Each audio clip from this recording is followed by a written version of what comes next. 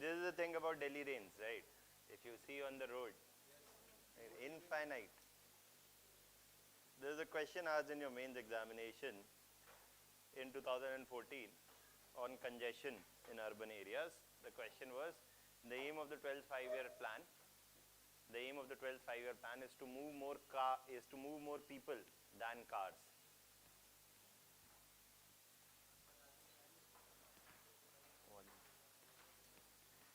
The aim of the 12th five-year plan is to move more people than move more cars. In the context of that, if you look at urbanization, one of the problems associated with urbanization today is what? Congestion, right? And congestion in urban areas, what can be done to resolve it? And it takes a good moment to realize that Delhi has perhaps the most expensive public transport system in the country. And below metro itself, there is so huge congestion. So when it is pointed out that congestion is a major problem in urban areas, congestion is a major problem in urban areas, people say what? That Delhi has so much population, right? India has so much population that you can't ever solve the problem. This is an argument given for every problem in India. That problems cannot be solved because there is population. This is not the kind of argument which is expected from you. It is kind of argument which is expected from people who have no knowledge, or people who think that they have a lot of knowledge, right? So that India's problem is its population, right? So then West population must be less. Some people say India's population is not just population. India's problem is also what? That there is too much election. Should have one election, or probably have no elections. Look at China, right? So India's problem is everything that exists in India that is holding back India's growth, including population. Population is also the reason for congestion. But if you look at population densities, a few European cities have more population densities than India.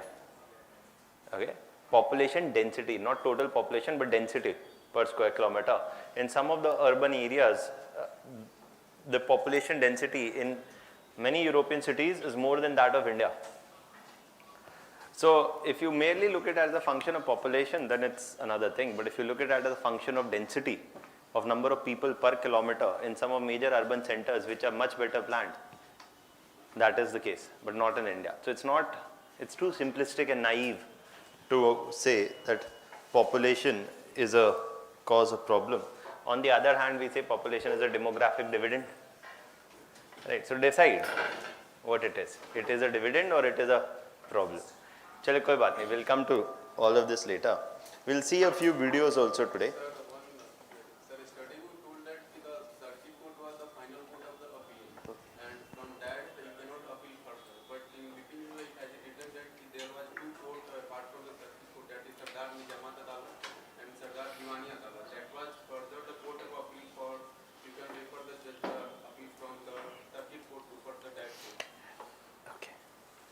Firstly, what we have said is that these were the things initially introduced. There is a whole evolution of the judicial system beyond this also. We are only interested in some of the initial steps taken by some major individuals. Because then, if there is, for example, I told you the Supreme Court was established in Calcutta. Then later on, it is getting expanded to other areas also. New high courts are being established. There is a whole evolution. So, at the moment when these things are happening, these are the things which are being done. Uske baad there's a whole evolution. Iske baad obviously it's not that criminal courts will not have a court of appeal. Aage jaake that is also there. But we are only looking at the major names and the changes introduced by that. Because otherwise there's an endless list. आप judicial को ही पूरा पढ़ते रहिए, police acts को ही पूरा पढ़ते रहिए. So there's no limit. So we are only looking at the key governor generals and the changes made by them. That is it. Okay. Now, any other doubts? So today we're going to start with a topic. ये भी आज की class में आपको बहुत मजा आएगा. जो कल नहीं आया था वो आज compensate हो जाएगा. Eco. So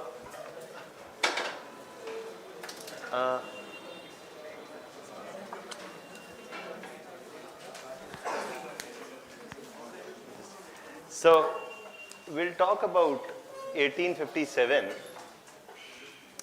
This is a topic which is a very standard topic from your mains examination point of view. Okay, it is a very standard topic from your mains examination point of view. They've asked questions before also from War of 1857 about the causes of the War of 1857 or the impact.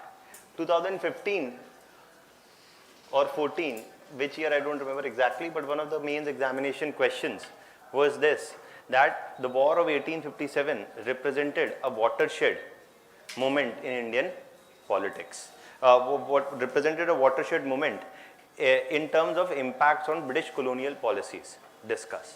So what was the impact of 1857 on the British policies towards India?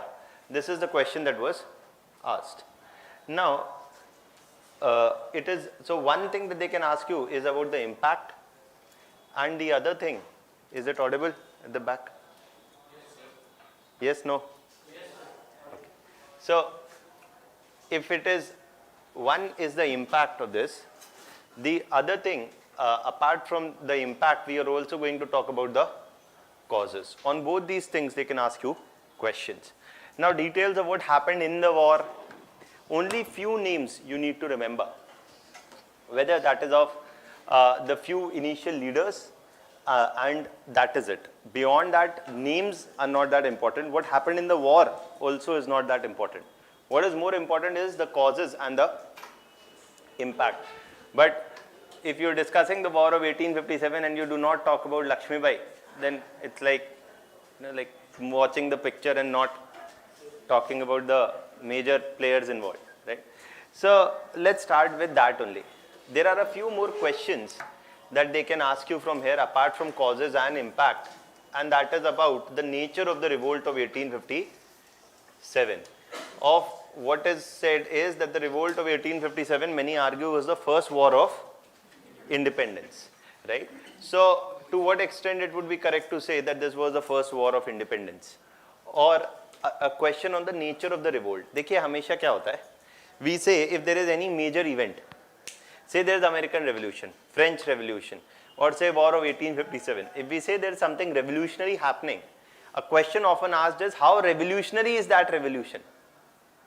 आप बोल रहे हैं कि अरे बहुत बड़ा change हुआ, बहुत अच्छा change हुआ, very significant thing happened. So what was something that it changed? What was the significance of the change introduced by this? Suppose you say, "Arey, 15th August 1947 is a very important date because India achieved independence. It was a remarkable change." What remarkable thing happened out of that change? Okay, you say, "Arey, British were overthrown." Okay, British were overthrown. So, what is achieved with the overthrow of British?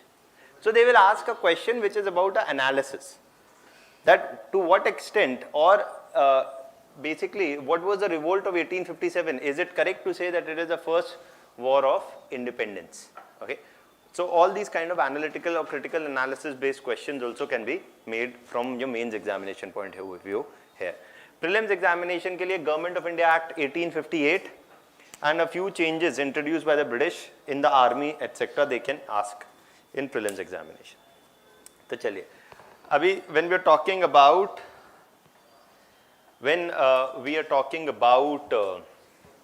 revolt of 1857, तो एक बड़ा popular slogan होता है, what खूब लड़ी मर्दानी वो तो झांसी वाली रानी थी.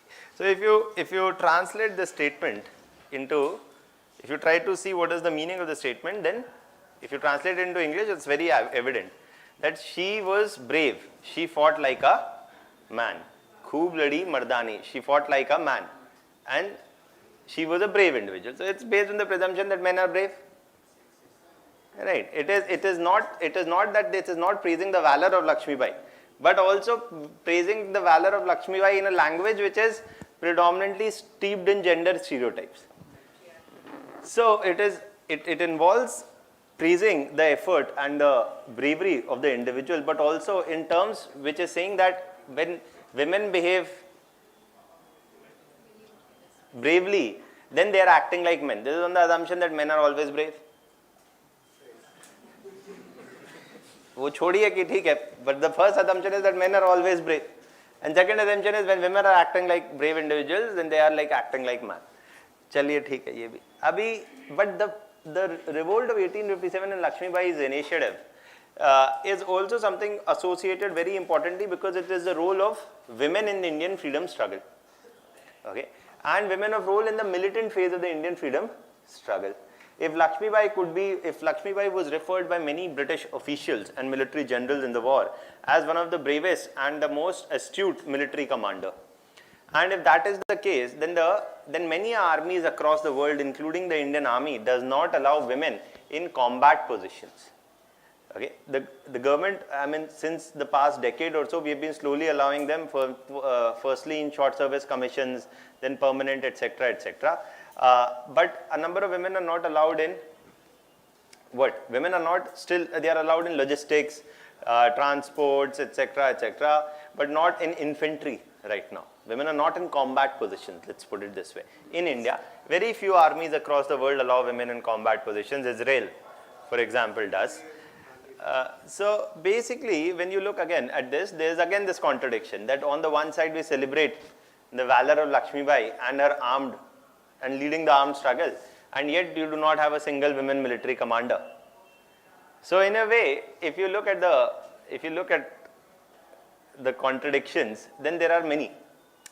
And this is of what are the reasons for it? वो एक अलग जंग है ना? कि you know, what are the concerns, etc. And that has slowly started to change. Slow changes in the Navy, etc. Permanent commissions are being introduced for women, and there is an expectation that slowly this is going to change. Republic Day पे कुछ हुआ.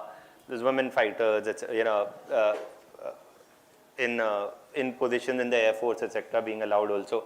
So there are few changes. Why am I telling you all of this? आपके women is a very big important topic, तो इसीलिए 5 minute women पे, है ना? So that is there. In your syllabus every year, at least questions worth 300, 200 marks come only on women issues. If you look your past 5 years paper, almost every alternate year there is one topic or the other on women in essay. Social issues में women पे question आता है. And इतने questions आए हुए हैं on social issues, a major chunk is women. Apart so that paper 1 में आ जाता है, paper 2 में आ ही जाता है कभी ना कभी. That अभी जैसे चल रहा है कि women reservation for women in Lok Sabha, हाँ? उसके बाद ये क्वेश्चन आया हुआ है आपके मेंस में, labour force participation of women in rate, labour force participation rate of women is low in India, discuss the factors for the same. Women topic के जितने पहलू हैं सब पे या तो क्वेश्चन आया हुआ है या आएगा और फिर से आएगा. सिलेबस में ऊपर लिखा है, we encourage the participation of women in the civil services, है ना? तो वो क्वेश्चन में भी दिखेगा आपको, उसका कोई डाउट नहीं. Right? Why am I saying so? So there was a topic of essay, unless growth is engendered, growth will be endangered. तो लोगों का ऐसे टॉपिक ही नहीं समझ में क्या लिख रहे हो. Then they asked, that was in last year, I think, mains examination. 2-3 years ago, they had asked the same question in a different, that same essay topic, a different orientation was that the working women in India getting a fair deal. Okay. So this was also a essay topic. So आपको women is one section that you should prepare very solidly. Women and Gandhi, without this UPSC does not happen. Okay, you won't get selected if you don't have a mastery over these issues. Okay, so anyways, ये है. अभी sports चल रहा है, right? There is sports going on, Asian Games, women in sports. ऐसा भी topic आ सकता है. Okay, तो चलिए 2 मिनट स्पोर्ट्स के बारे में. आज का मैं बता रहा हूँ आपको, मैं जो ज्ञान दे रहा हूँ सारा ज्ञान है जो पूछा जा चुका है या पूछा जाएगा. But it is ज्ञान because it is not, I'm not talking to you in the jargon of the exam, but it is completely relevant. If you look, and this is something that you will not read in many books, but 2 minute. Lakshmi Bai's participation in the war of 1857 talks about one thing, that is the leadership abilities of women, as well as also the military capabilities of Lakshmi Bai as an individual, and also what? If you have to be an able military commander, do you have to be physically competent? Yes, right. A lot of assumptions of not allowing women in many such positions is based on the assumption what? That women are not physically they're not fit or what, but physically they're not as one could say could match men in physical capabilities. तो देखिए ये जो assumption है, वैसे आप दौड़ लीजिए किसी 100 मीटर में किसी के साथ जो भी दौड़ने गई हैं, तो आपको पता चल जाएगा ये assumption सही नहीं है. लेकिन ठीक है, आप बोलें कि women athletes must compete with male athletes. Why should they compete with me? The answer to this comes from that in sports, have you ever wondered that why is men's chess and women's chess different? मैं बात ही नहीं कर रहा tennis की. अरे men, Vishwanathan Anand have you seen Vishwanathan Anand is playing chess in World Chess Championship against a woman? तो वो world chess championship में main play separately, women play separately. Why? Main का लेफ्ट दिमाग चालू ज्यादा काम करता है, राइट कम करता है, ऐसा कुछ. women are more emotional, men are more strategic. So you are like, let's get the pawns out, we'll talk king to king. What can be the reason?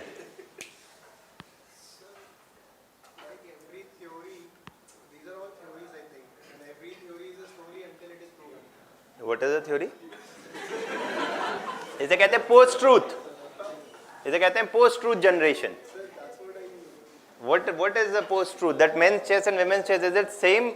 Is it different or not? No, it is same. So I am asking you, don't judge my explanation. Give me an explanation. Why is it that men's chess and women's chess? Why do they play it separately? Yeah. Why do they play separately? सोचिए. What is the reason? Because historically the game of chess was played by kings.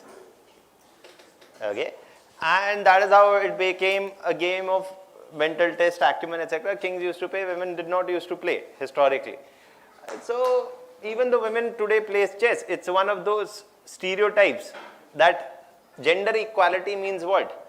That yes, women want to play chess, so they can also play chess. Men want to play chess, so they can also play chess. They don't need to play against each other. That is gender equality. जैसे men's cricket की इतनी prize money है, women's cricket की नहीं है. तो women's cricket must be treated equally. It must be given equal prize money. Nobody will ask the question, why do you have to have gender-based categories for cricket or for chess? Cricket पे मैं इसलिए नहीं आ रहा हूँ क्योंकि एक तो रुक जाइए, मैं कुछ समझा रहा हूँ तो आपका आर्ग्यूमेंट बाद में आ जाएगा, है ना. Be patient. So if men's chess, क्योंकि this is not something which is a joke, this is actually something which is very gender and sports is a topic. अगर आपको समझना है तो थोड़ा 10 मिनट लगेगा. ईजी नहीं है क्योंकि अभी मैं आगे जो ले जाऊंगा उसमें आपको हो सकता है बाउंसर जाए, लेकिन आप समझने की कोशिश करिए. So men's chess and women's chess is different. There's absolutely no reason for it which is given as an explanation. It is probably a practice which is continued and which is based in gender-based differentiation in the society. It is argued that okay, if you can give them equal prize money, you're treating them equally. Okay, but at the same point of time, okay, let's forget chess, which is a mental game. यहाँ पे तो आप फिर भी कह सकते हैं कि mentally they are probably equal, men and women. So that is why probably there must be no gender differentiation. But what about tennis? You have a Rafael Nadal and you have a Serena Williams. Any day Nadal will defeat Williams. If you look at their serve speeds, Nadal and Williams are poles apart. Okay, though Williams is the number 1 player in women, or probably was or whatever, and you have a Nadal, there may be a difference in their physical capabilities, and so Nadal is more likely to win in a singles match. Now, till the 1970s, in Grand Slam in tennis, the men's prize money was 10 times that of the women's prize money. And 1970s was a time when gender movements, or what do you say as, the feminist movements were picking up in Europe as well as in America in a major way. So some of the women players demanded that the prize money in women's tennis must be equal to that of men's tennis. This is a form of gender-based discrimination in the society. Now, at this point of time, a number of players said that, men play better and faster tennis. So obviously people watch it more. The revenue is more. So the prize money is more. Okay. So that is there. And at this point of time, the world number 1 in women's tennis was Billie Jean King. Sorry, what is the name of that woman? Please stop the running commentary. I'm just trying to. Please stop. You should know when to speak. It is. It's a very that rounded glasses wearing. Navratilo was not playing in the 70s. She's playing in the 90s. So.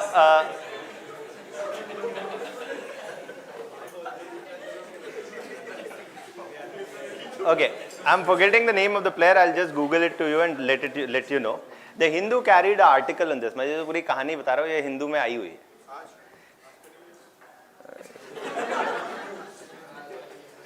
See, one thing you have to understand. Otherwise I'm not interested in discussing these things. If you want, I'm all for a participative dialogue, but let me complete a chain of argument. If you will not, then it is Arnab Goswami show, leads nowhere. It does not serve anybody's purpose. So I am forgetting a name, but I think whatever was the name of the number 1 tennis player in 1970s, I'll tell you. She argued that this is not the case. Women's tennis is as good as men's tennis. And this is merely your assumption. As late as Abhi, Boris Becker also made the same statement. So it is in this context that she argued that's not the case. So at that point of time, she was the world number 1 and just recently retired one of the top 10 men's tennis player argued, no, that's true. This argument holds valid. She said that's not the case. So it is what led to a standoff between them, and she challenged that if I defeat you, then there must be equal prize money. History has it, and Obama argues that it was one of his most inspirational childhood moments when he saw this game, and basically in which the world number 1 women tennis player had just defeated some number 10, 11 men's tennis player who had just retired. And after this, it was agreed upon that, and because the women tennis players had formed a union of their own and they went on a strike, saying that will not play. On top of that, this match happens, which is considered a pretty historic match, after which the prize money became equal. So this is that kind of a feminism ki wave mein, this was something that was said, that as long as prize monies are equal, there is probably equality. But the current wave of feminism argues that there is a need to go beyond it.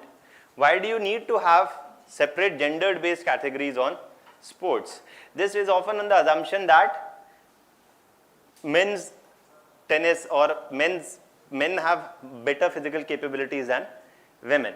But a number of studies have shown that this is not the case. Because if you look at the Olympic records in the past 50 years, the Olympic records of men and women in the past 50 years, women have improved their records faster than men.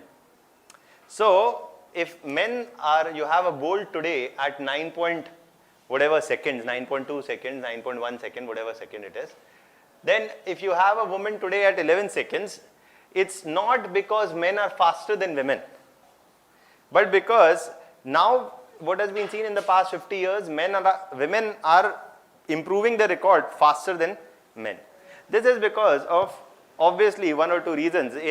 The one obvious reason is that women are taking to sports at a relatively younger age and are receiving better training and facilities. That is why women 100-meter records are improving faster than men 100-meter records. Obviously there would be some biological limit. You can't do it probably beyond, you can't lower it down beyond a limit. But women are narrowing in the gap between men's 100-meter records and women 100-meter records. Okay? Now, how do you explain this? One of the explanations given for this is women are training better and faster, and that is why their records are improving faster. Men always had the privilege or the opportunity, it's just that women are also getting them now. Men are also improving. Why? Because there is faster training, faster shoes, other many things are there. Okay? So that is, they both are improving, but women are improving faster than, and they're narrowing the gap. Now, what happens, and this is something about Olympics. What happens is that if, say, can there be a world in which a woman may outrun a man? In 100 meters, say, in one world, it may happen in some parallel universe. If, when a woman, what happens is, and this is a norm, when a woman breaks a world record, which is a record for women only, right? Because women world record, if a woman makes a women world record, she is not just subjected to a doping test, which every individual athlete is subjected to, she is also subjected to a sex determination test. There can always be the possibility that a man may take part in a women 100-meter race and may break the record. Right? So, here basically they are saying that to ensure that only women are competing amongst women, you may need to do gender tests sometimes. Why? Because of this reason that a man may masquerade as a woman. Though the opposite does not happen. That when men make a world record, they are not subjected to a sex determination test, they are only subjected to a doping test. This is because of the reason that anyways, how can a woman break a man's record? Okay. Though Olympic regulations today say that such sex determination tests must not be done, but they are often done. And a number of Indian athletes have fallen because of this, including the current one on whom Santi Saudarajan, Dutti Chand, a number of them have fallen because of this. Because how do you determine the sex of an individual? This is based on the assumption that you can determine the sex of an individual. So, if you look at determining the sex of an individual, it is chromosomally, then it is on the basis of physical appearances, secondary sexual characteristics and physical appearances. And there is also a third one, and that is the testosterone and the estrogen, the two major hormones. One is considered the male hormone, the other is considered the female hormone. Simplicity, but these hormones are found in both. But the ratio varies of testosterone to estrogen. Which of these bases is the basis to determine sex? There is no consensus. It is ideally considered that all the three must fall together. That basically there is no one criteria, all the three are often applied. But it can happen, and can it happen, that a woman is chromosomally, that an individual, I must not say a woman, an individual is chromosomally female, is physically also female, but may still be termed not as a female. Yes. And this is what has happened with a few of Indian athletes also, that they are chromosomally female, physically they are female, but they have been termed not being eligible to participate in female competitions. Why? Because the testosterone to estrogen ratio in them is not within normal limits. Now, what is this within normal limit? This within normal limit is something which is determined on the basis of your pattern, my pattern, etc. Our patterns. What is the estrogen? Women normally have higher estrogen and lower testosterone. Okay. And basically this is how the pattern is determined. The range is determined. Okay. Now the problem here is that testosterone is a hormone which is something which is good and builds up more in a body if you are doing what? Strenuous physical workouts. Okay. And the ratio may itself change with intense physical activities. The result is what? The result is that a women athlete may have a testosterone estrogen ratio which is not within normal limits. The more a woman has trained, the more her levels may fall out of what you consider as the normal limit. And this may result in a situation that even though she may be this, she may not fall within the same hormonal limits. The result is that she may be debarred from many a number of participating from competitions, because why? She is falling prey to her own success. And that is something, then she can't compete in the female category. So can she compete in the male category? No. And this is something which has lifted, and sports has become one of those areas where clearly the realization has dawned in the one, some call it as the fourth wave of feminism, because three waves have already been there, that the realization that barely by separating that, पहले आपने सुना होगा या पढ़ेंगे आगे, that gender is social, sex is biological. जो भी आपको social issues पढ़ाएगा वो इसके आगे नहीं जाएगा, क्योंकि उसने इसके आगे नहीं पढ़ा होगा. Gender is biological, sorry, gender is social and sex is biological. This is sex. You can't do anything about sex. Male sex and female sex are different, and they are different and can be neatly grouped into two different categories. But fourth wave of feminism says that this is not the case. Rather, what you have is a spectrum, and it is very, you can say that these are certain characteristics of XX or of certain physical characteristics and of a certain estrogen testosterone ratio, and you have another category of XY. But individuals often cannot be easily categorized into either of these categories. They may more on this side or they may be more on this side. Okay. For example, about male breasts, it's very simple thing that gynecomastia is a very common thing in males also. Okay. Now, one of the things is that how easily it is to categorize. We often think it is easy. If we all were to subject each other to an intensive scrutiny like this, a lot of people will fall through the cracks. And that is why it has been argued that rather than having such a gendered or a sex-based differentiation in sports, it's better to have probably new criteria to evolve. For example, what? You can do a age-based criteria, that everybody under 15 years will compete or everybody under 25 years will compete. So there is no such question of whether you are a male or female. If you are under 15 years, you are eligible to compete. You may win the 100 meters race. This argument can also be applied to the armies.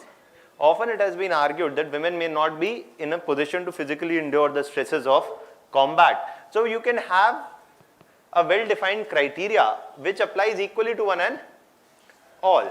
And to that extent, then there is no need for having a gender-based differentiation in the army, that women are not allowed in combat positions, or you may have women prime ministers and women presidents, but you may not have women commander-in-chiefs of the army.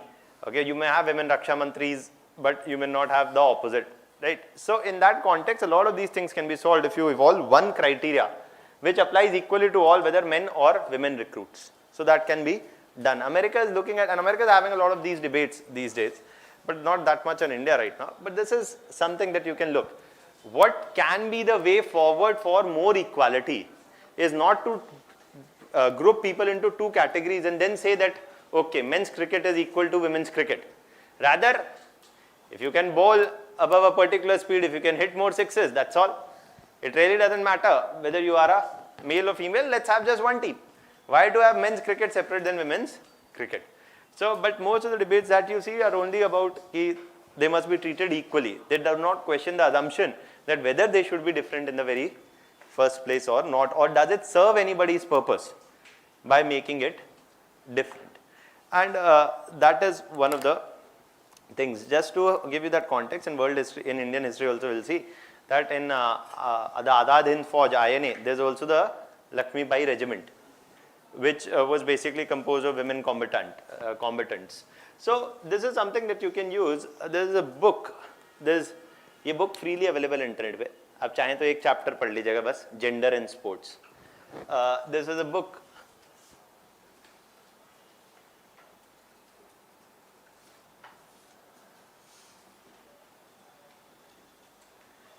Seeing Like a Feminist.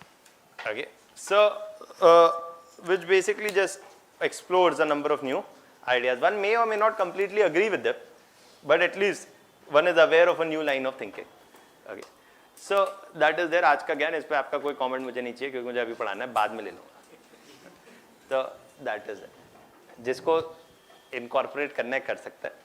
Because gender and sports can be a very big way of changing mindsets.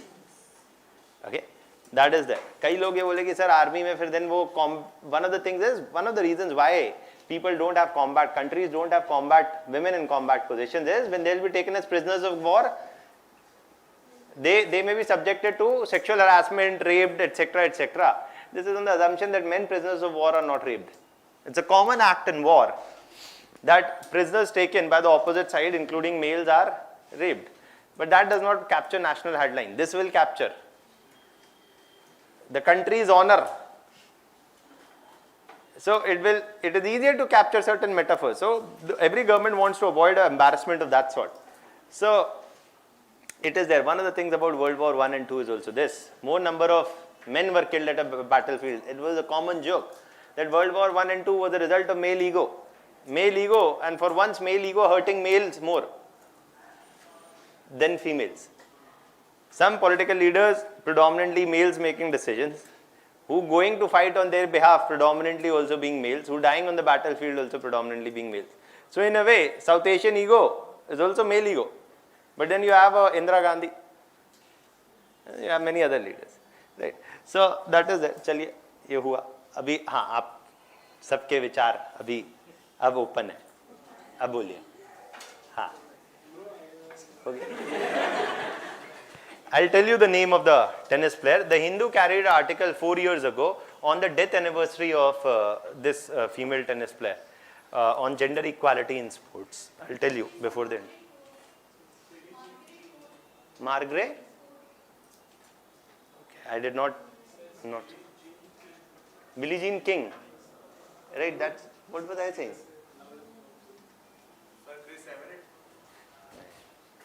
It was, I think, Billie Jean King only.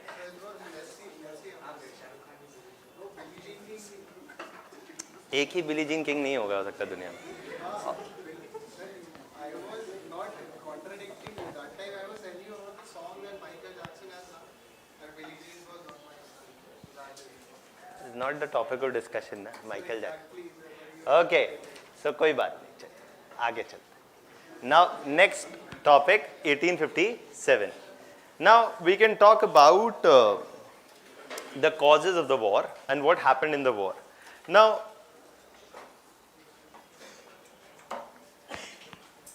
Pehli, and this is an important point, the revolt of 1857 was predominantly starting from in and around Delhi, predominantly from the province of Awadh. And not just in Awadh, there's Jhansi, there's Kanpur, then in some portions of Madhya Pradesh, etc., there were a few centers of revolt, and largely centered in north, and they were also in Bihar. For example, in Bihar, you had Kunwar Singh.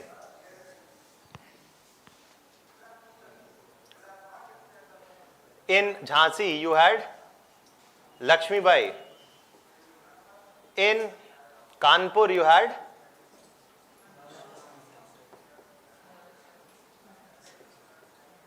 and in Awadh, you had Begum Hazrat Mahal. Okay. Begum Hazrat Mahal.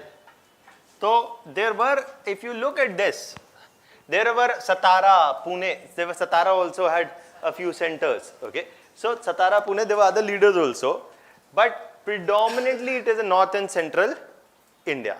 Okay. So it is in this region this revolt was predominantly located. The revolt began in 1857. The revolt began in 1857 and went on till the end of 1858, almost for a year and a half. Okay. That is how much the revolt lasted. It was predominantly centered in north and central India. it began, abhi bilkul simplistically, I'm just giving you an overview. It began as what? It began as a number of princely rulers doing what? A number of princely rulers basically revolting against the British, okay, or providing a leadership to the revolt. You have all heard about Mangal Pandey also, so it had something to do with the army also. Yes. Right? What exactly, that we'll see later. I'll give you time. देखिए एक चीज आप समझिए, जब मैं आपसे पूछूंगा सवाल पूछने का time. No, I want to say why you want to say? भाई मुझे बोलने दो. एक चीज समझ जाइए कि when I'll give you time to say, ask, then you say. Please do not raise hands in the middle of the class. It breaks my flow. I am polite. That does not mean that. है ना? So don't take leverage when it is not there. I am fully for participation. I'll give you time. जो मैं बता रहा हूँ वो सुनिए अभी. So basically, one of the things about princely rulers was that the princely rulers basically also were anguished. There were anguish or there were dissatisfactions within the army. हाँ, कोई बात नहीं, आराम से. So princely rulers were basically not. The princely rulers had their own grievances with the British. The army that had their own grievances with the British. The peasants had their own grievances with the British, and accumulation of all these all these grievances was a armed revolt. Now broadly, everybody has heard something or the other about something that's called the doctrine of lapse. That Lakshmibai did not have a natural biological male son, or did not have a biological heir or a male son to succeed their throne, and they had an adopted son, and because of which the British said that we will annex your state. This was a feature of doctrine of lapse. I'm just giving you an overview right now. And so they revolted. Now, also it involved a certain amount of dissatisfaction within the army coming to light. Also the peasantry was dissatisfied. There were other sections of the society also who were dissatisfied. All this dissatisfaction is bursting out in the form of a revolt which aimed to overthrow the British rule. And V.D. Savarkar in his book in 1902 argues that this revolt of 1857 is the first war of independence. Now, a number of historians have said that perhaps it is not right to argue that this is the first war of independence. Why? Because they firstly argued that this war is predominantly limited to north and central India, and unlike popular conception, whatever is restricted to north and central India should not mean India. This was not a war which had a very big pan-Indian reach. It was limited in approach. So this is firstly incorrect to say that it was the first national war of independence. So they're saying that if it is limited to north and central India, is it exactly a national war, or is it a regional one? Right. That is first thing. It seems, if you look at that perspective, that South India was largely unaffected. There were few centers everywhere, but South India was largely unaffected. Northeast was definitely unaffected. Large portions of the Rajput region and the Sikh region were also unaffected. So in that context, it was limited to north and central India. So it was natural. It was not perhaps very national in its reach. It was more regional. That's one thing. The second thing that they've been arguing, the second point of historian has been that it was neither a war meant for independence. Now this may be a bit difficult to understand, but just bear with me. In the sense that they argued that the stated objective of the war was what? To overthrow British rule. That is true. So to the extent that the war was anti-imperial, imperial meaning anti-British or anti-colonial, yes, the war was achieving its, the war was directed at overthrowing the British. However, if independence was meaning to truly empower the masses, that is not the case, because the overthrow of British rule was expected to be expected to restore what? Princely rulers. All princely rulers who felt threatened to their princely interests were the ones who were revolting against the British. Once the British were overthrown, they aimed to restore their rule. So ultimately, this was to replace one ruler with another set of ruler, and the key similarity was that in appointing both the set of rulers, people would have no choice. And the rulers, whether the British or the Indian rulers, they would continue to remain unaccountable to the people, unanswerable to the people. So many historians have argued that even if revolt of 1857 would have succeeded, it would not have been a war of independence. It would have been a war of transferring power from one set of unaccountable government to another set. Yes, one was largely composed of Indians, the other was largely composed of British. But as long as it did not politically empower the people, it did not give them a voice, it was as long as the objective was not to give a voice to the people by politically giving them any voting rights or anything, that is not what an independence struggle is supposed to be. For example, the American War of Independence aimed not just to overthrow the British, but to put in an elected government. The French Revolution aimed not just to overthrow the monarchy in France, but to establish an elected government. But here, the objective of the freedom struggle, the objective of the revolt of 1857 was merely the overthrow of British rule. It talked nothing as an objective also to establish any democratic form of government. So these are some, so many historians have argued that neither it is national nor it is a war meant for independence. But there is, and what about first? Many a number of historians have argued that this was not the first time an armed struggle had broken out against the British. We'll discuss in the next class about peasant revolts and tribal revolts. And it is in these, and there were tribal revolts before 1857 also, like the Santhal uprising, okay, which were violent and which aimed to overthrow the British. If a movement had to be violent and aiming for overthrow of British, then the Santhal uprising was before the War of 1857. So it's perhaps not to say that this is the first armed revolt. So these are the counter views, okay, just to give you that broad context. Now, however, what is then, does that mean that there is no significance of the revolt of 1857? No. Perhaps the 1857 revolt was the first ever coordinated armed, the first ever coordinated armed revolt. It's not that it is happening, only one ruler is revolting or other ruler is revolting, a number of rulers. Much better coordination was seen in the revolt of 1857 than ever before. Because what do you see? That either the Mughals are fighting alone or the Marathas are fighting alone or Hyderabad is fighting alone.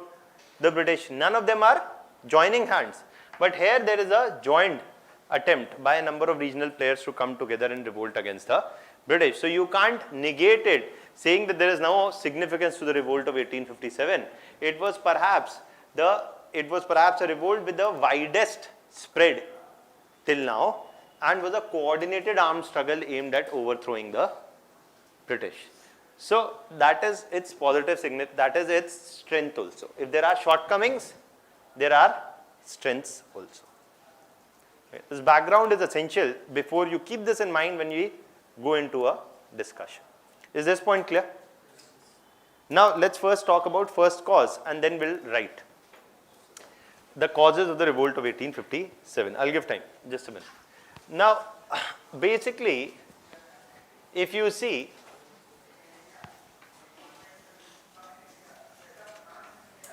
if you see the first cause, we are talking about a political cause. What is the political cause is what? The policy of British. The policy of British towards Indian princely states. The policy of British towards Indian princely states was seen in the policy unleashed by Dalhousie, and that was the policy of annexation.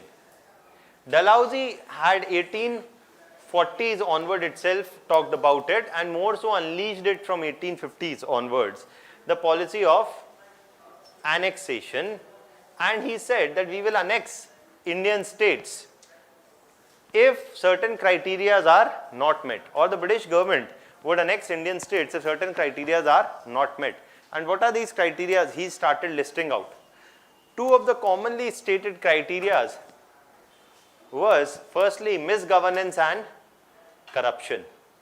If a princely state was found indulging in large scale misgovernance and corruption, then in that case that state could be annexed and the British will take over the direct administration of the state. This was a provision that could be virtually invoked for annexing any state if the British wanted to. Okay, that's a broad worded provision. The other, for example, was also the doctrine of lapse, which basically said that unless there is a natural or there's a natural male biological heir to the throne, then in that condition, that after the death of the last king, the throne will pass in the hands of the British. So Jhansi, for example, was one of the things where they had an adopted son. Right? There were a few others also, like Nana Sahib, okay, who was to be appointed as the Peshwa, is not a direct descendants of the rulers. And there were a few others, etc. also. Also, and this is important to remember from your prelims point of view, that in 1856, Awadh was annexed on the charges of misgovernance and corruption, on maladministration charges. Okay, it was not annexed on the charges of so-called doctrine of lapse. Okay, Awadh was a major important state which was annexed in 1856, and the doctrine of lapse affected states like Jhansi, because of which a number of Indian princely states perceived what? A threat to their rule if the British were to continue such a policy. So what was their intention? To bring about a change in this policy, and bring about force the British to reconsider this policy, or to drive the British out of the region, because they perceived a existential threat to their interest. Okay, that their existence was itself in danger. So something needs to be done. Okay, so this policy of annexation followed by the British evokes a response from the Indian princely states. Okay, and that is why they are interested in limiting or overthrow of the British rule, so that this policy either comes to an end or changes. That is what is their intention, which is driving them into the war against the British. Awadh has a lot of other significance also that we'll talk about, but this is the first thing. Now, one question that would be coming to your mind already is, sir, why is it that the conflict is limited only to North and Central India? You are saying it is limited to North and Central India, but why so? Why many other regions are not joining it? Is because in those regions where the rulers felt that there was no sudden or immediate threat to their interest, they preferred to stay out of it. And those who perceived that the British had a better chance of emerging successful in the conflict also felt no reason to pick a bone with the British or make the British their enemies. So they also either remained silent or sided with the British. For example, the Scindias actually largely sided with the British during the revolt of 1857. Or even, for example, some of the Rajput rulers also either remained silent or sided with the British. So because the princely states were aligning themselves on the basis of on a basis of whether there was a threat to their interest, or whether probably siding with the British was a better idea, or probably to stay neutral. This is why those states which felt an immediate threat were the ones to revolt, because Awadh was annexed, because Jhansi was close to annexation, etc. Right? So a number of these states who revolted were the ones whose interests were being affected immediately. So this is the first major political cause. The analysis of whether it is correct to call it first national war of independence we'll write later. We'll first write the causes. So you first write and then I'll give you time to ask question. Cause. Causes, okay, you just give the heading, Revolt of 1857.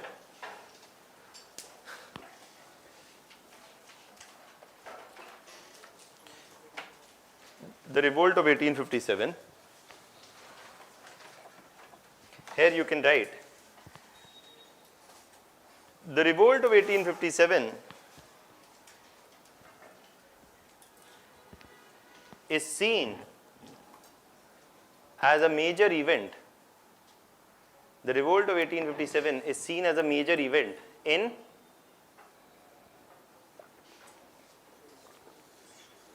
colonial history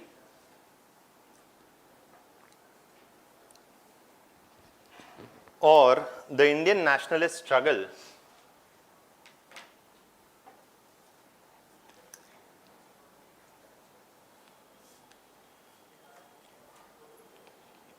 as from 1857 to 1858, as from 1857 to 1858, it affected large parts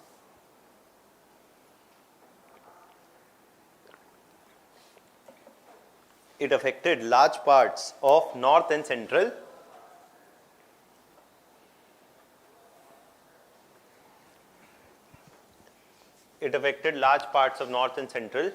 India.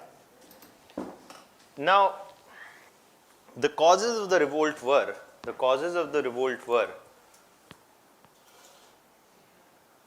first,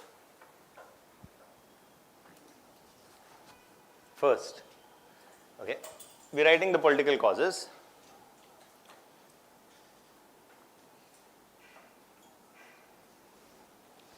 The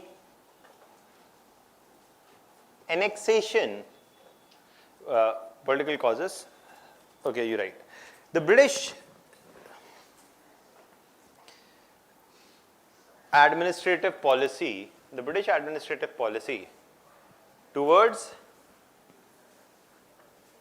Indian princely states underwent a major shift. The British administrative policy towards Indian princely states underwent a major shift as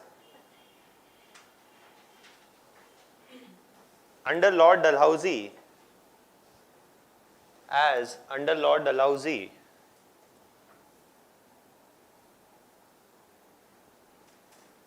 the policy of annexation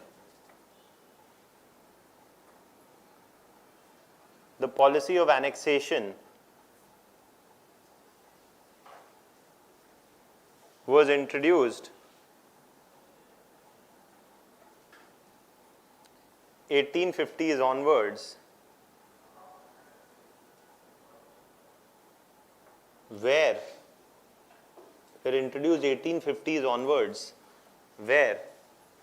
Indian princely states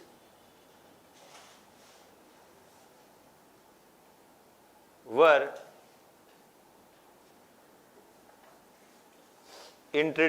threatened with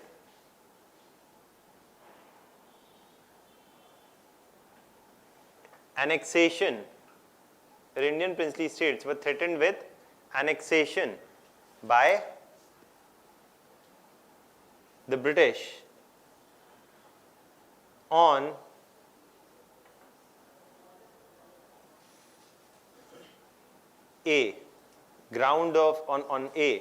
grounds of misgovernance and corruption, In 1856, in the same point you write, in 1856, Awadh was annexed.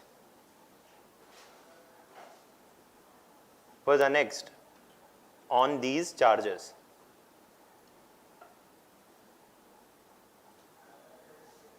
Next, point B, within the same, the doctrine of lapse the doctrine of lapse, LAPSE, the doctrine of lapse was sought to be invoked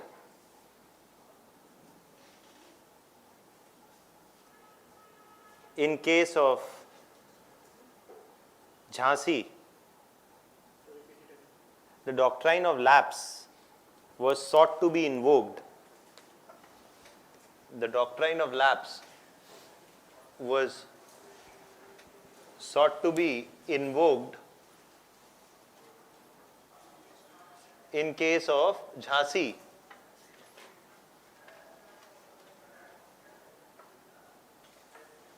and other princely states. In case of Jhansi and other princely states, a total of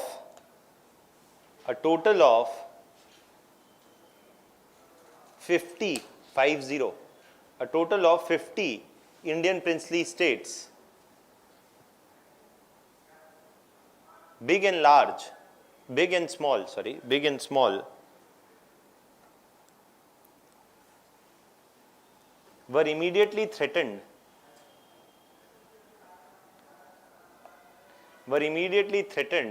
by the policy of annexation.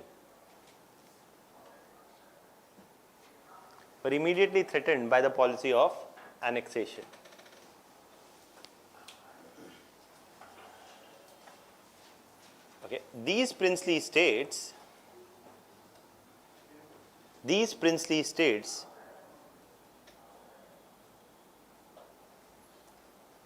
in bracket you write their leadership, to be more precise.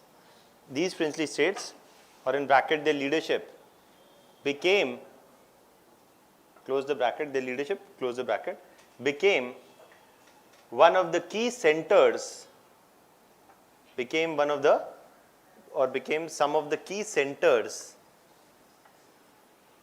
of the revolt. Became some of the key centers of the revolt. Now, we'll discuss the second major point first. And the second point is not just this. The one is the princely. Now, any doubts still here? Anything you want to ask still here? Okay. So, in that context, the second major point is also a cause of political cause. And this is partly related to the economics. Dekhiye, what is happening here is that Awadh is getting annexed in 1856. Means Awadh is coming under whom? The revenue collection system of British, right? The British will establish the revenue collection system here. And we have already studied that the British revenue collection system is worse than that of the previous rulers because it leads to displacement of the peasantry. A number of 1856, as this is introduced, a number of section of the peasantry as well as zamindars are getting displaced because of this revenue policies being introduced by the British. So the peasants are dealing with a high burden of taxation and they are not happy about it in Awadh. And herein comes the twist, that almost half of the army of almost half of the soldiers of the British recruited from India were recruited from the Awadh region. Almost half of the soldiers of the British were recruited from the Awadh region. The result was that almost all families in rural areas were sending one soldier, or every village sent a few soldiers at least to the British army. So the peasant in Awadh had a direct link to those who were serving within the army. Okay, and as the peasants in Awadh were dealing with a high burden of taxation, the negative impact on them also had a negative impact on many of those who were serving within the army.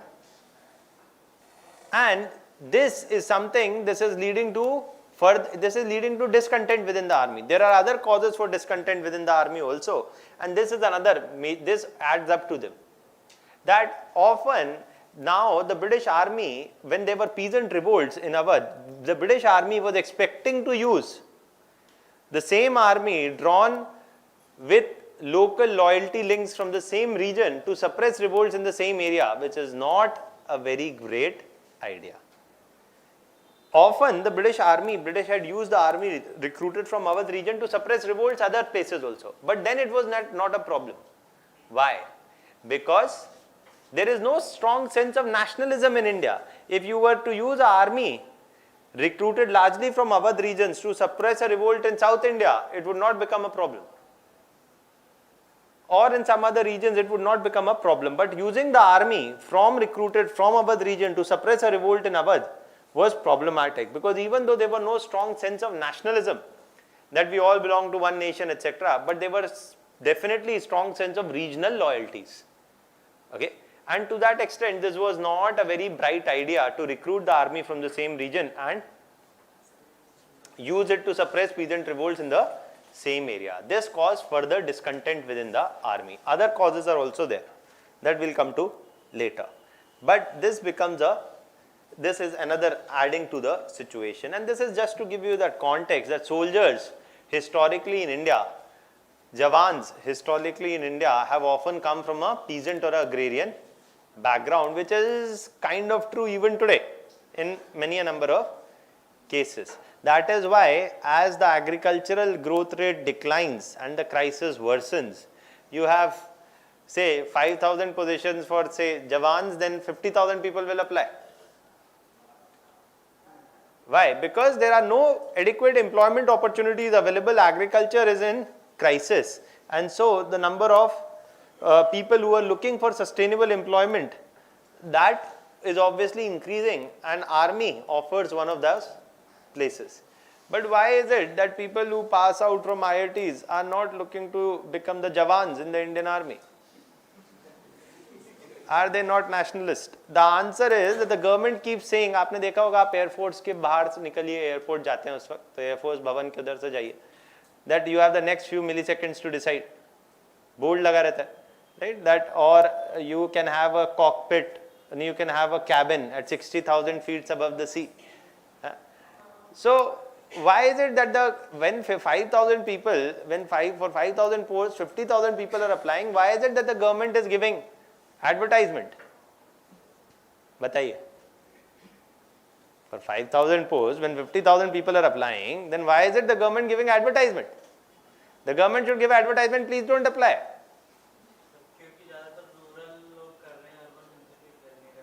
तो देशभक्ति हर जगह नहीं पहुंच रही है.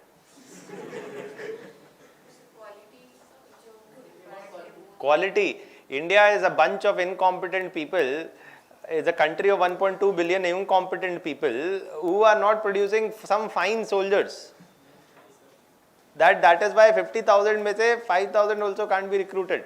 They're not worthy of being recruited. So urban talent, which is so healthy, gets clean air, clean water, clean food, is competent. Salary कम मिल रहा है. देशभक्ति में सैलरी की कमी रह गई है. हाँ.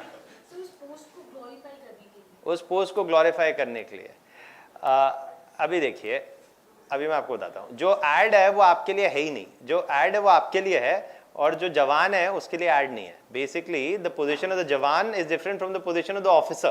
These ads are for officer positions, not for jawan position. Because jawan position के लिए तो the people are dying for Jawan positions because unemployment is so high. Okay, and on the other side, these vacancies are only at the officer level positions. In fact, the Air Force is the most severely crunched for officers. Okay, and so almost 1/3 of these positions of middle level commander, middle level positions are lying vacant. Okay, and to attract, basically they talk about OLQ, officer like qualities. Right, and basically it requires a certain amount of minimum education. Now, most of the peasant, most of those who come from agrarian backgrounds do not have some of these qualifications, so they are not eligible to apply. Those who are eligible to apply for Facebook, and nationalism is there. So, in that context, a number of these positions are lying vacant because remuneration is not up to demand. that firstly you go to the battlefield, if you are a major etc., there's a good chance that you will also find yourself on the battlefield facing in adverse situations etc., living away from home, many other problems, occupational hazards are there, and on top of that the salaries are not that great, or basically you may have to retire after a few years when you're not physically fit, 15 years, 20 years, whatever is the thing. So a number of these reasons are why that people are not looking towards the army. In a country of 1.2 billion people where Desh Bhakti is oozing on Facebook wall day in day out, we don't have enough majors or officers who want to be a part when women are not allowed in such positions. So the army itself reflects more contradictions of Indian society than ever. In the Indian army has lost more soldiers in the past 10 years to suicides than to bullets of the army, to the of the enemy. So it is there that you look, and this is official Government of India data. Suicides, because obviously you have to serve in such conditions with very little leaves, etc., hostile conditions, hostile climate, and if you have superiors who may not behave adversely, may not behave very conducively, it can lead to problems. So it is there that now a lot of problems within the army exist in India even today. Now, ये defense reforms में बात होती है इसमें बहुत सारी चीज़ों की. Now coming back here, so this is one major cause. Another cause, that basically it is fueling discontent. The annexation of Awadh is fueling discontent within the army. A number of them who came from peasant backgrounds with local loyalties tied to Awadh. And this is later becoming another cause. You write this point, then we'll write the other point.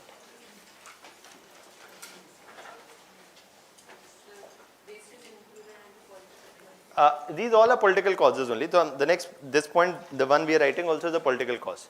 So next point is the annexation of Awadh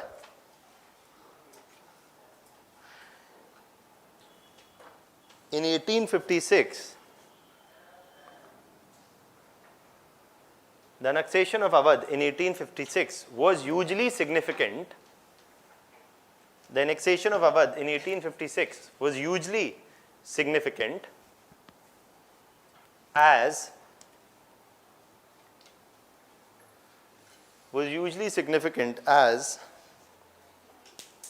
a large number,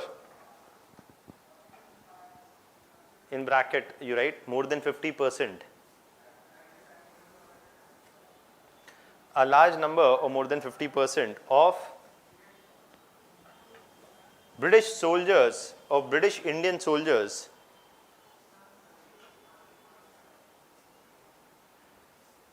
in bracket you can write sepoys were recruited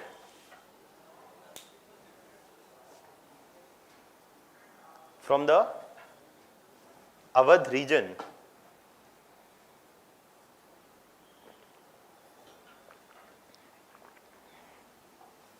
and came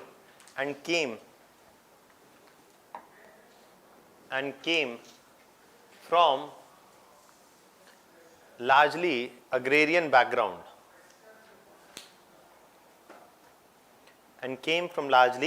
agrarian background. Next para.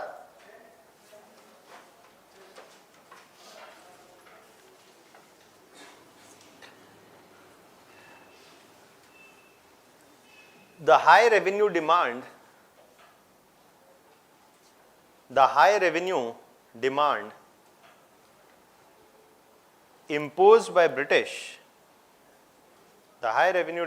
imposed by British worsened the position of peasantry,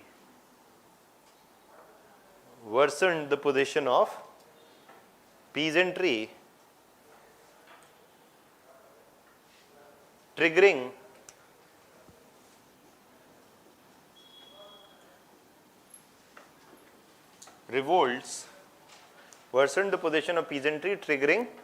revolts, to suppress and to suppress them,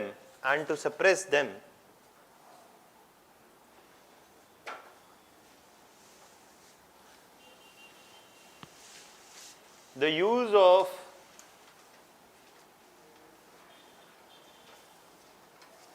the army with soldiers recruited from same region and with soldiers recruited from same region and strong regional loyalties,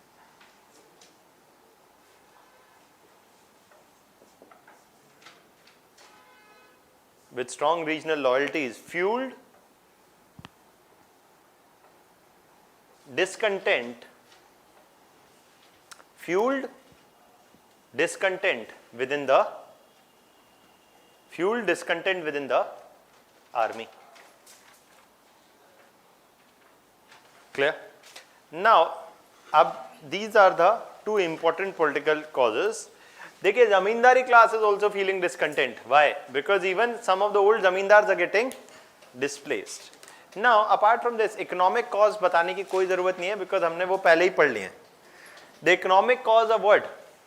The high burden of taxation, the commodification of land, the displacement of peasantry, and the displacement of zamindari. All of these are the causes, the economic causes for the revolt of 1857.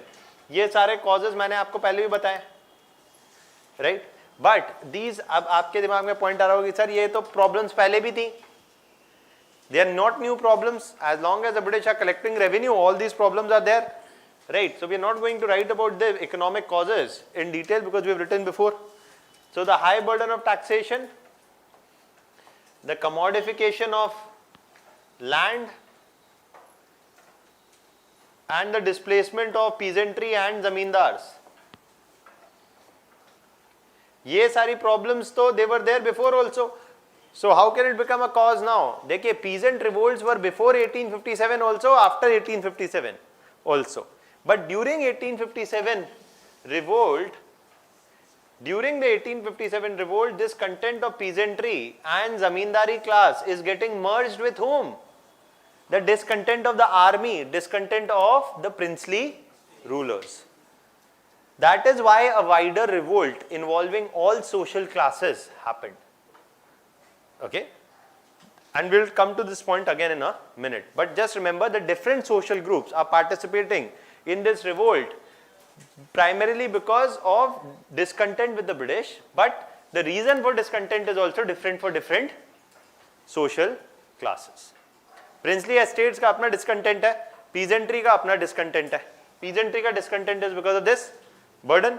But if peasantry is discontent is because of this burden, what about the discontent of the army? Let's talk about that. अब इसमें यहाँ पे सबने आपने एक incident सुना है, that is grease cartridges. लेकिन discontent of the army is because of many issues. First issue is, again, and we have not talked about the structure of the army, British army. We did not talk about it, we are talking about it now. Just like there were differentiations and discriminations within administration, civil services, policing structure, judiciary, there is also the same within the army. Racial discrimination within the army is that basically what? The racial discrimination within the army is that no Indian could rise above the rank of a Subedar within the Indian army. And all the higher positions above the position of Subedar were reserved for the British. Now the British were basically largely the superiors, officer level and above positions, and the Jawans were largely the Indians. Often the British superiors were whites, obviously. There was clearly a racial discrimination. They had better salaries, better promotions, better pensions, etc. They also had an air of racial superiority. On top of that, these Europeans had different religion also. These Europeans had different religion, and that is what? Christianity. right? So they had different religion, that is Christianity, and what Indian soldiers have predominantly Hindus and Muslims. Okay, whereas the European superiors were largely Christians, and their European superiors, to take care of their religious, to take care of their what? Religious needs, etc. A number of missionaries were also allowed in army cantonments.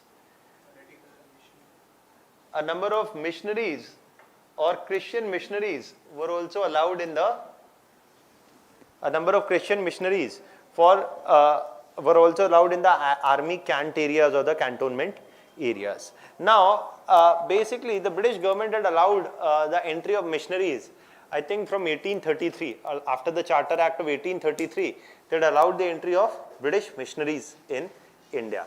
And as they allowed the entry of British missionaries in India, there was a certain amount of suspicion. Why are these missionaries here? The government's stated objective was that they are here to take care of the religious needs of the European officers in the region. But the Indians widely suspected that the missionaries are not here just for this purpose, they are here for conversions as well. And a number of religious conversions were done by these Christian missionaries, for example, in the northeast, and which is a widely historically recorded fact. There is no ambiguity about it. For example, in Nagaland, basically Nagaland being one of the few Christian states in India, or states with the largest majority of people who are Christians, they trace it also. They also trace their origin to a number of Christian missionaries who came and actively propagated the religion here. So basically, a number of conversions, whether in tribal areas, that's another thing, but even in the north and central India could be brought about by missionaries. There was a certain amount of strong fear about it. So there was already racial discrimination within the army, discrimination in pay, service, promotion. Then there also a fear of the Christian missionaries. So ये सारा problem है.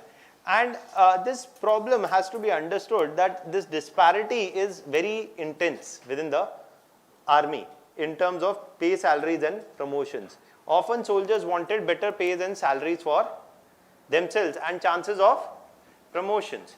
देखिए बड़ी simple सी चीज़ है. If you are a constable, you can never become a SP. If you are a constable in the army, you can in the police, you can never become a SP. क्योंकि आप maximum inspector तक जा सकते हैं या आप जब तक आपका रिटायरमेंट का टाइम हो जाए. और if you are an inspector maximum you can become a DSP, और बहुत ही मैक्सिमम हो गया तो SP. Okay, so that is pretty rare. Okay, so the mobility, if there is less chances of mobility within the service, you may feel more dissatisfaction. Okay, so that is there. So there is already a certain amount of strong dissatisfaction. On top of that, serving within the army also came with certain problems. What were these? Is the problems of religious freedoms. The British did not allow any display of religious symbols. No display of religious symbols was allowed. An individual, whether a caste Hindu or a Muslim, was not allowed to spot any religious symbols. And this often meant that, for example, they were not allowed to display or wear religious symbols or even wear caste symbols. In the sense that often upper caste groups would wear a symbol which would clearly differentiate and notify their caste, whether it is a janeyu, whether it is a tilak on the forehead or a headgear, etc. You know, a lot of these things were worn by people often of the upper caste groups, but wearing all of these symbols was disallowed in the army. So in the army there was to be no difference, right, between the upper caste groups and the lower caste groups, right? And army also, for example, is one of those areas where there is no reservation policy.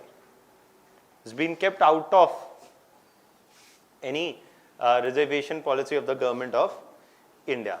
Now, in that, one of the things is that they said that if you allow display of religious symbols, etc., it will affect the solidarity and there's no need.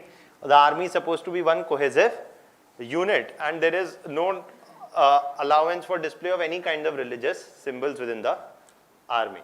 Okay, but this came in conflict with the values, firstly, of a number of caste Hindus and Muslims.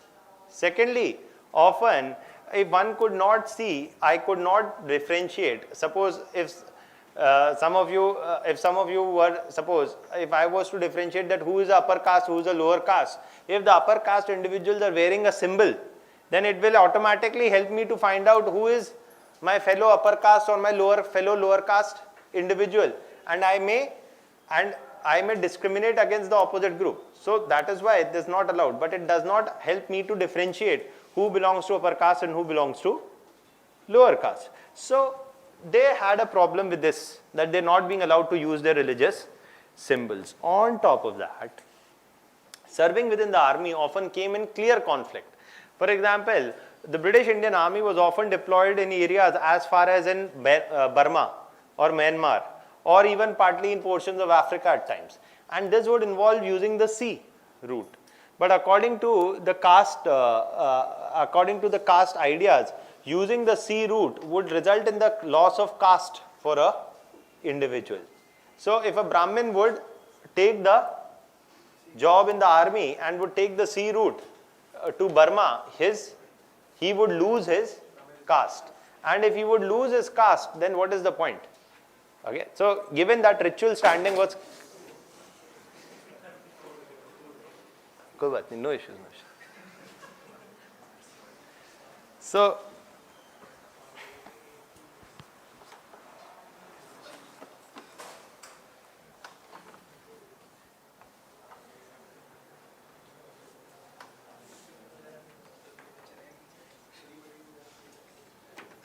ये तो बाद में पता चल ही जाएगा.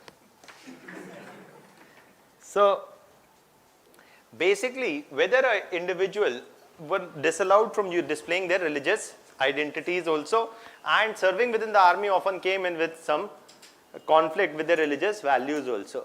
Okay, for example, A.K. Ramanujan when went to, that movie also shows, right, The Man Who Knew Infinity, that when he goes to London, his mom is concerned that he'll take the sea route, so he'll lose his caste. He's a Tamil Brahmin. So bigger concern between mathematical discoveries and an individual's future is caste. Okay, basically you lose your caste. So in that context, this is something which is there. Now these are all causing discontent. On top of this, all of this discontent is what? Peasantry, they're being used to suppress revolts in areas where they have local loyalties. And finally is the introduction of the new rifle, the Enfield rifle, which required the use of a new kind of rifle, the Enfield rifle, which required soldiers to firstly bite the bullet, insert in the barrel of the gun, and then fire. And these new bullets,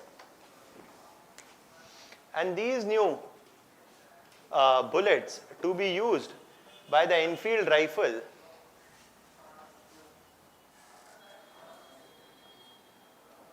were the ones which were rumored to be greased with the fat derived from beef or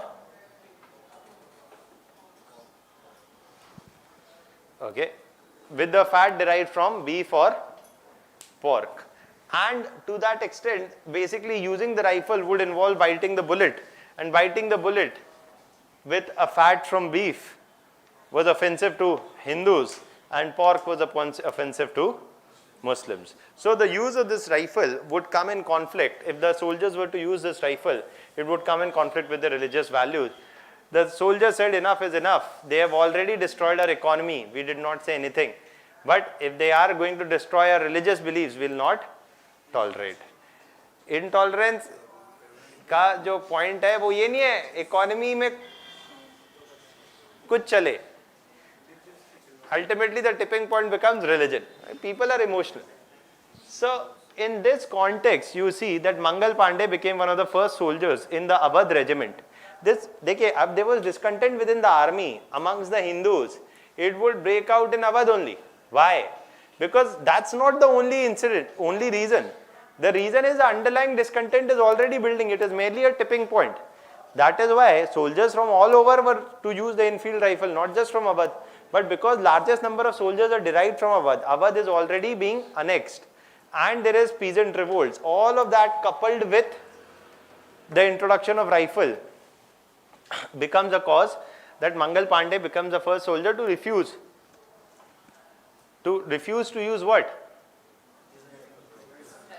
To refuse to use the Enfield rifle, and thus basically he was and then he tried to kill his European seniors. Okay, but Mangal Pandey was eventually captured and later hanged.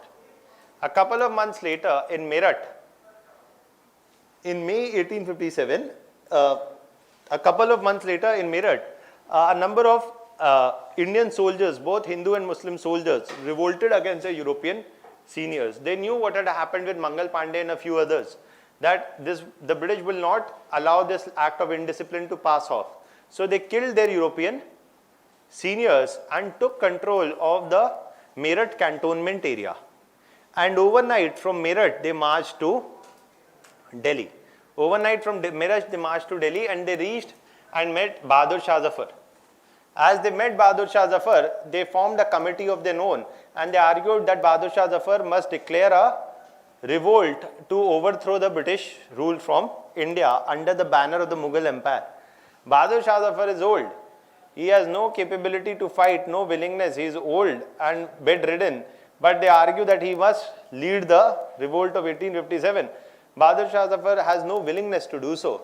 But reluctantly, under pressure, he announces that the Mughal Empire, a revolt under the banner of the Mughal Empire, though he did not participate obviously in the war.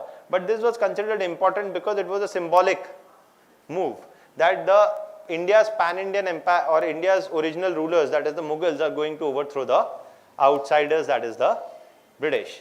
And this committee was formed primarily of a large number of soldiers from Meerut, both Hindus and Muslims, and they started making decisions. Soon other princely states also joined the revolt, and obviously Begum Hazrat Mahal in Awadh, Kunwar Singh in Bihar, or you see Nana Sahib, who was then in Kanpur, or in Jhansi, Lakshmi Bai, all of them joined the revolt, and the revolt soon spread from Meerut and Delhi towards other parts of Awadh, Bihar and central India. This is how the revolt breaks out in 1857. Let me tell you one more interesting thing. कोई पूछेगा नहीं, लेकिन who's Mangal Pandey? Pandey is our whom? Brahmins, upper caste. The one of the things is that not every soldier within the army had a problem with beef. It was predominantly the upper caste soldiers, because the lower caste always ate beef. Something that may come as a counterintuitive to you, the lower caste ate beef. And Gandhi also said that the lower caste must give up beef. Okay, the lower caste ate beef, that was there in their lifestyle. So for them it was not as problematic as it was for the upper caste. And that is why Mangal Pandey becomes one of those individuals. There is a caste angle to this as well, but there is something which is often not explored from it because it's not relevant from your examination point of view. But that is there. Okay, any doubts still here? Anything you want to ask? Huh? Yeah, I didn't understand the mythical logic. If you cross the sea, you will eventually Lose your caste. I also don't know. I also scratching my head when I read. How does one lose their caste if they're using the sea route? I have no clue. Why is the same? So, when we are talking about economic causes, one cause we have written down is commodification of land, but that includes the displacement of peasants ultimately. Anything else? misgovernance and corruption. But there was misgovernance and corruption. Corruption everywhere. How can they declare that they are misgovernance? देखिए, if she's asking that if misgovernance and corruption is there, that is there in the British rule also. So how can they invoke against the Awadh? देखिए ये तो वही बात हो गई कि कांग्रेस बोल रही बीजेपी को आपका रूल करप्ट है ना? तो the only reason Congress cannot say so with a 56-inch chest is because Congress rule was also corrupt. But they say na. That's it. So this was very clear that it was a tenacious argument. It was a tenacious and a weak argument because the British were only looking for excuses to further consolidate their hold by introducing policies like the policy of annexation. They were not actually applying some criteria. They were just justifying their actions. There is no criteria. The only thing that the British are trying to do is further consolidate their hold. Dalhousie wants to further consolidate the hold of British rule. He is looking for excuses with which he is looking to annex a number of Indian states. Anything else? Yeah. हाँ, आज के time में, उस time में भी नहीं थी, आज के टाइम में भी नहीं है. मतलब ऐसे ही बता रहा था कि आज के टाइम में भी, for example in government jobs we have reservation, but army does not have any reservation policy. That is it. या 100 years sir means rule कर रहे थे ब्रिटिश लोग and they fought only because of religion. who? The soldiers. No, so I'm saying, right, that there are a lot of underlying grievances. Religion becomes one of the tipping points. It becomes the immediate cause. And it's not, and again, देखिए, peasants revolts happened before also. A number of revolts happened before also. Revolt of 1857 sees what? देखिए, ये एक चीज और है, ये भी आप समझ लीजिए, कि peasant revolts happened before 1857 also, after 1857 also. Okay? And despite that, why revolt of 1857 is considered important? Because the leadership came from two sections. One was princely rulers and other were sections of the army. This leadership is coming only in 1857, not very easily before or after. Before, why did it not come? Because they were doing subsidiary alliance, giving them something to stick around with, the princely rulers. Now, they are moving away from subsidiary alliance, saying that we will annex Indian state. Awadh is signing subsidiary alliance before itself. But now they are annexing Awadh. So, up to princely ruler has no stake left.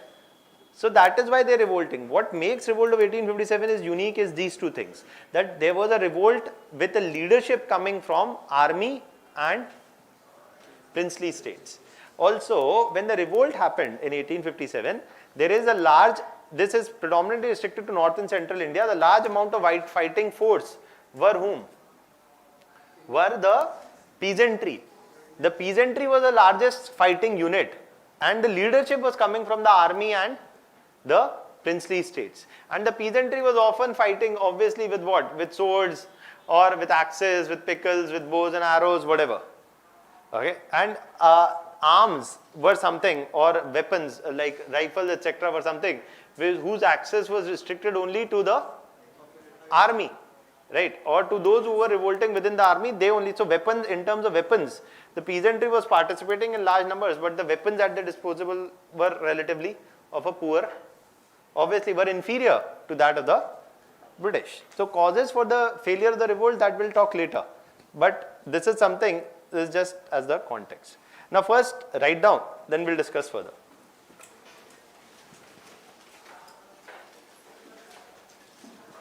So economic causes we've already have discussed. आप एक economic causes heading दे दीजिए. You can write these three things and then we can move to the causes related to the army.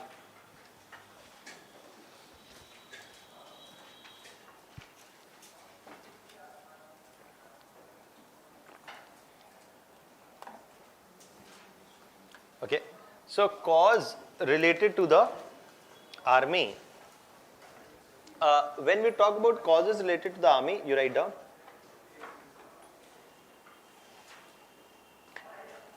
Apart from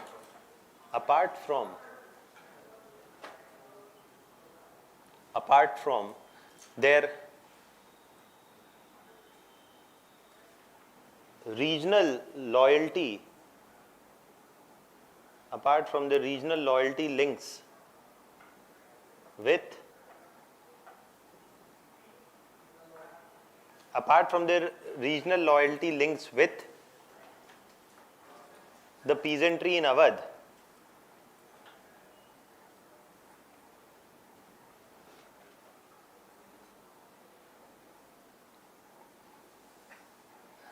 the other factors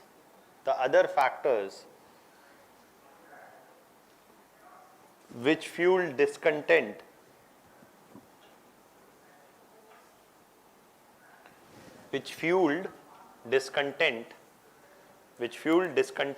within the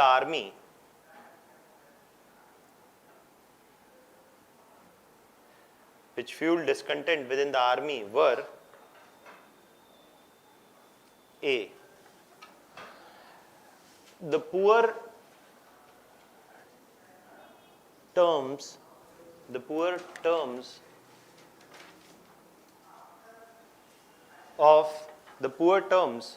of serving within the army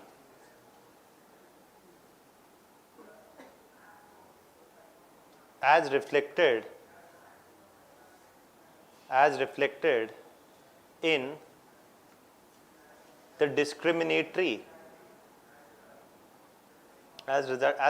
in the discriminatory recruitment policy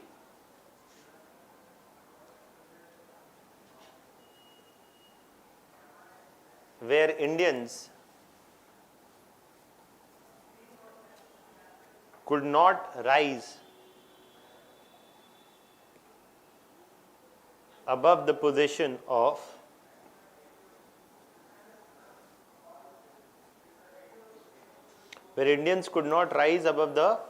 of Subedar.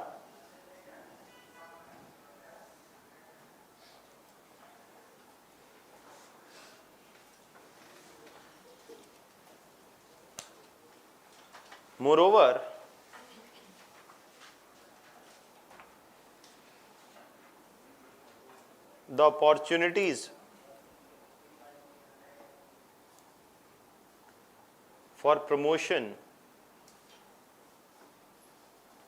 the opportunities for promotion were limited.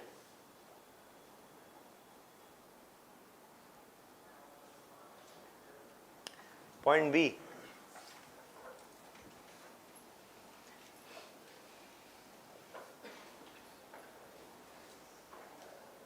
The role of Christian missionaries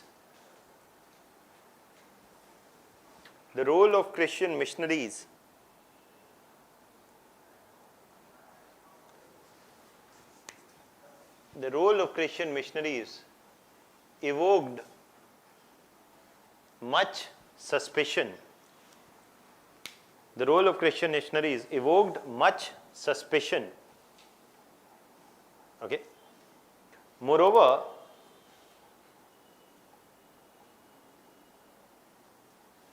open display of religious symbols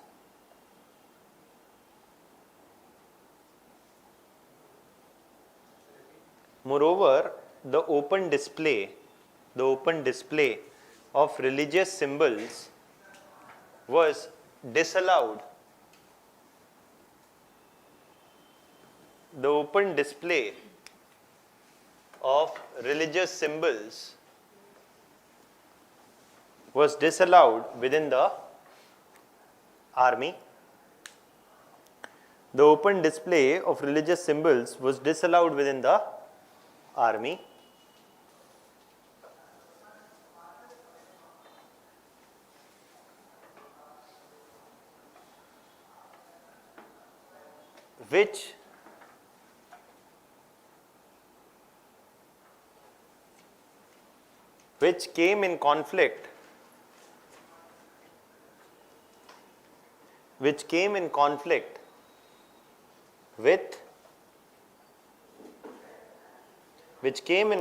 Which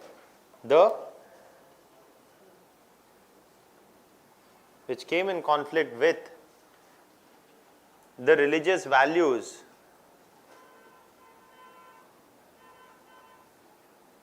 of caste Hindus and Muslims. Okay. Next para within the same point. Finally, the incidence of introduction of the new Enfield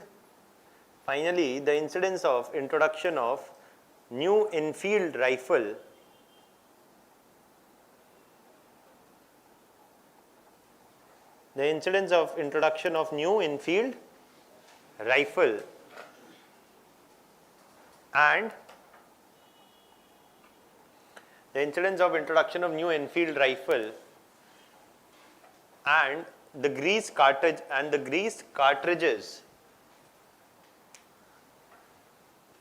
the greased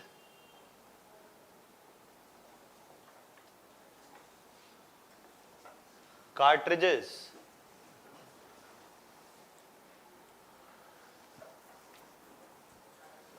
rumored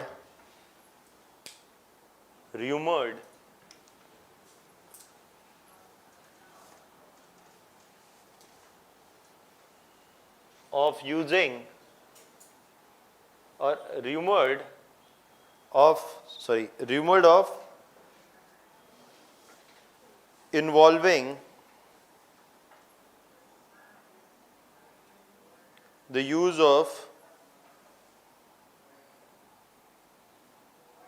beef and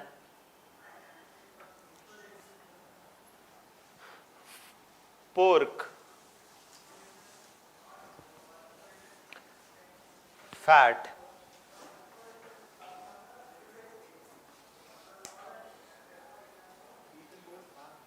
beef and pork fat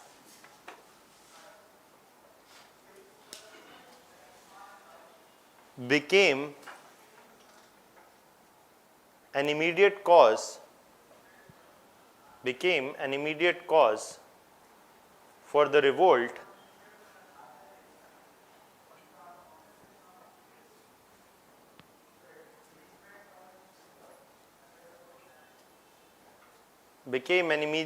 for the revolt as the sepoys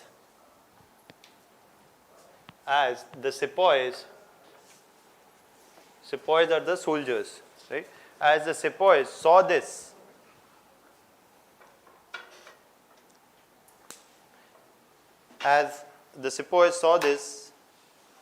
as a deliberate attempt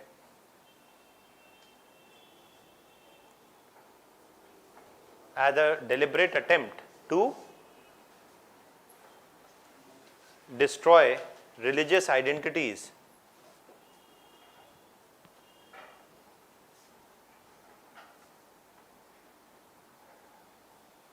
of Indians. The last cause, okay, that's it. One of the last causes that we are talking about is the social cause. We have talked political, economic, army, social. The social cause is what? Is the introduction of new laws for social reform. The introduction of new laws for social reform introduced by the British. The introduction of new laws for social reform introduced by the British. For example, the British, under the British government, under William Bentinck in 1829, a law for the abolition of sati was introduced. Okay, a law for the abolition of sati was introduced by the British government in 1829. In 1856, the British government introduced a Widow Remarriage Act and legalized the remarriage of widows. Okay, so in that context, the law for abolition of sati or the Widow Remarriage Act, both were seen as what? A deliberate interference with the religious freedom or with the religious values and systems of Indians. Okay, and in that context, this is something which also triggered resentment amongst whom? Whether it triggered resentment amongst masses or not is very difficult to say, because masses include 50% women. I don't know whether women resented the idea of not being burnt alive or not. So it's very difficult to say whether masses resented this or not. But who definitely resented this was the religious leadership. The religious leadership argued that this is unnecessary interference and this will not be tolerated. So apart from leadership coming from princely rulers, from zamindars, leadership is now also coming from religious leaders who argued that British rule is a problem. Why? Because it is destroying the religion, the religious identity, etc. of Indians. So देखिए यही होता है. Religion का reform की आप जब बात करेंगे तो there is somebody वो कहेगा कि religion खतरे में है. पहली बात, अगर भगवान को भी खतरा है, so then that is the world I don't know that you are living in. Religion is under threat. Arey, religion is never under threat. Your life is under threat. Religions existed for 1,000 years, it will exist for thousands of more of years, right? What is under threat is your common sense and your life. So that should not happen, because if religion justifies the practice of wife burning, right? सती बोलते तो ऐसे feel नहीं आता, right? So वो sophisticated लगता है, तो पता नहीं क्या हो रहा है, right? So or if religion could be used as a justification for placing restrictions on women or their sexuality, right, then that was something, and any argument for its reform was obviously going to be opposed by whom? The leadership, the religious leadership, which argues that this is fine, it is justified, it is relevant. So they are also joining hands against the British. That is there. Why did the British introduce such reforms? There were some middle class Indians, etc., who argued, and we'll talk about social reforms in detail later. We'll talk about Ram Mohan Roy and others. So वो बाद में देखेंगे. But this is there. So this also point right down. This is the cause. Yeah, social cause. Social cause. The introduction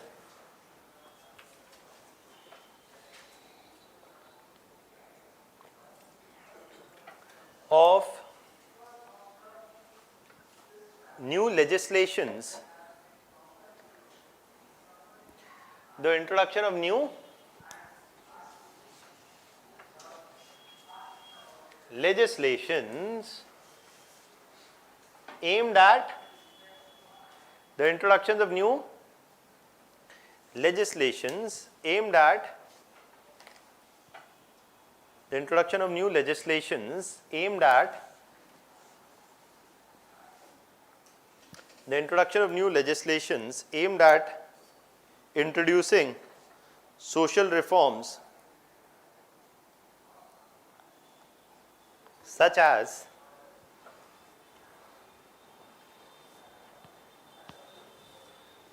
the law for abolition of sati, the law for abolition of sati, the law for abolition of sati in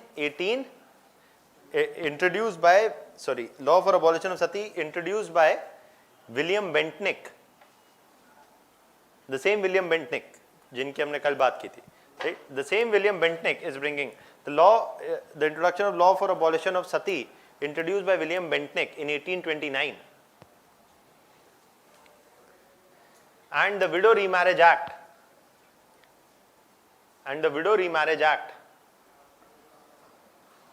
in 1856 were viewed by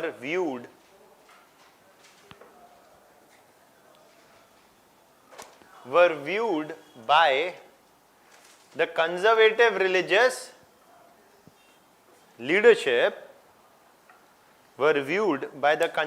religious leadership as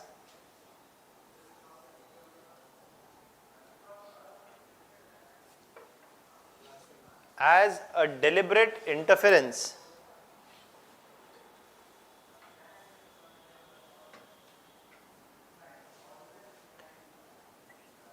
in religious beliefs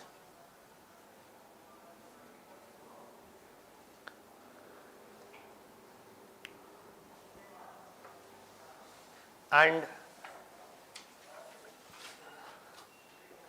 led many of them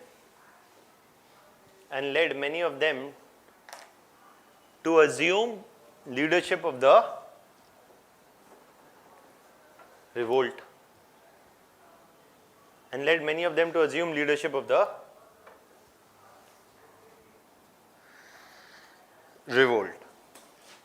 Okay. Any doubts still here? Anything you want to ask? Okay.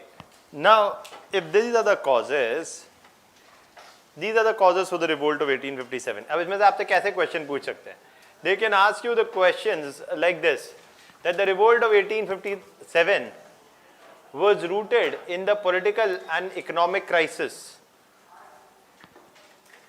introduced by British policies in India. Discuss. The political and economic policies of the British are introducing a crisis in India. The response of which is what? The revolt of 1857. Whether that is the policy of annexation or their policies towards the army or their policies towards religious matters. एक उसी question को ऐसा कोई नहीं पूछेगा आपसे कि discuss the causes of the revolt of 1857. Okay, और so that is there. Now the next thing that we are talking, firstly जो मैं आपको बता रहा हूँ, I'll not dictate. I've written in the PowerPoint presentation. You want to write, you can write with me. The very simple thing that we're talking about in the next 5 minutes is what? The reasons for the failure of the revolt. Okay, which is not very difficult to understand. If you talk about the reasons for failure of the revolt, you can write with me that the first reason is what? The limited territorial spread. The limited territorial spread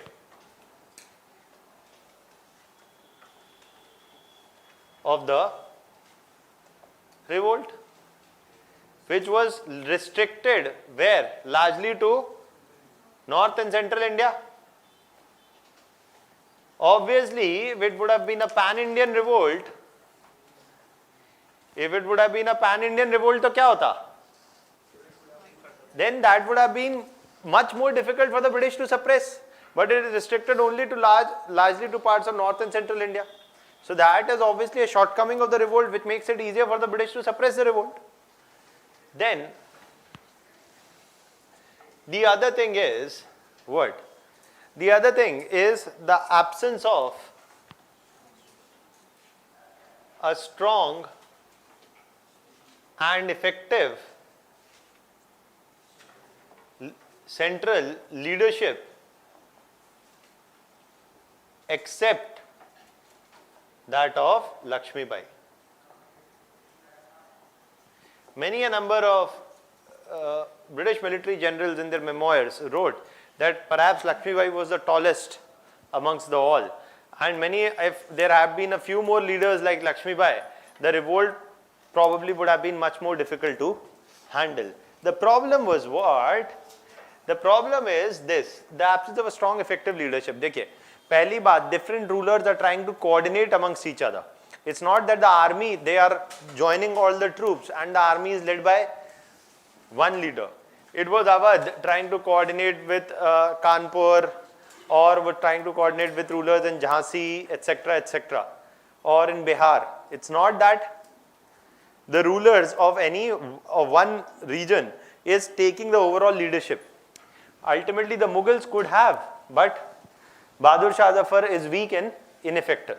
So that is, there is no strong central leadership. The other thing is also, and this is very crucial, the British realized कि भाई ultimately इनका problem क्या है? जमींदार का problem है, जमींदार is getting displaced. Princely rulers का problem है, they are getting overthrown. So if we address their concerns partly or give them an assurance their concerns will be addressed, then the revolt can be handled relatively easily. Halfway into the revolt, by the beginning of 1858, the British say what? That a number of zamindars whose lands had been confiscated in Awadh, they will be returned. And the British dropped informal signals that they were willing to reconsider the policy of annexation or put an end to it also if the revolt ended. This was done why? So that there would be some section of the old zamindari class, all the princely states which may part ways with the revolt,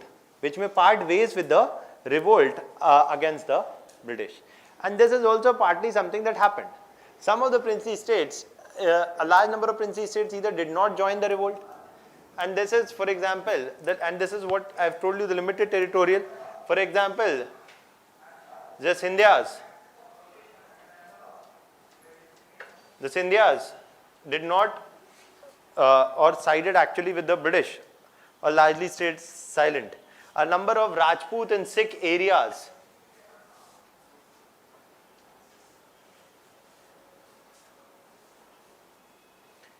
either did not participate in the revolt, or some of these joined hands with the British. For example, we'll talk about that also when we'll see that after the impact. Okay, in the impact we'll see that when the revolt broke out in Awadh region, where did the, agar Adi army Awadh se aa rahi hai and the revolt is breaking out in the Awadh region, how are they suppressing the revolt? Is by recruiting soldiers from other regions, like the Sikh region or like the Gorkha region. So the soldiers recruited from the Sikh and Gorkha region proved very valuable in suppressing the revolt of 1857. Why? Because Awadh soldiers cannot be depended upon. They are unreliable now.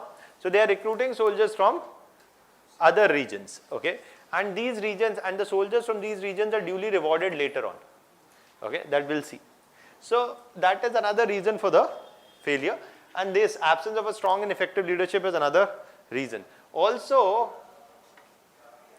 there is an absence of a strong, cohesive political ideology to bind the movement. देखिए, princely rulers want something, zamindars want something. As long as their interests are being met, they are willing to part ways with the revolt. The absence of a strong, cohesive political ideology to bind the movement. That as long as the princely states' demands are being met or the zamindars' demands are being met, some of them were willing to part ways with the revolt. It's not that they have some long-term vision.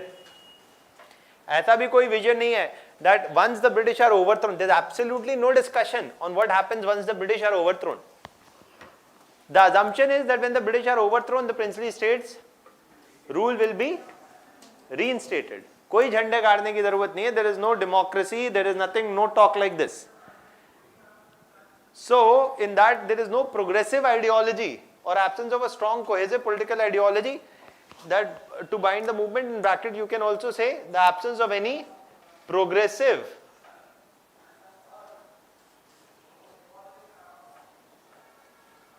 political ideology. The absence of any progressive political ideology is also a problem. There is nothing to look forward to. It is all about going back to the princely rule. There is nothing that can galvanize public consciousness कि once British rule is overthrown, सुनहरा भारत आएगा. लेकिन कैसे आएगा? Where is that glorious? How will glory be achieved?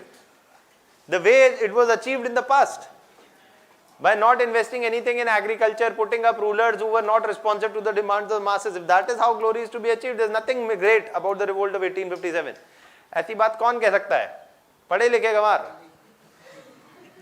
This is something that educated middle class Indians were saying in 1857 कि the revolt of 1857 is not a very great idea.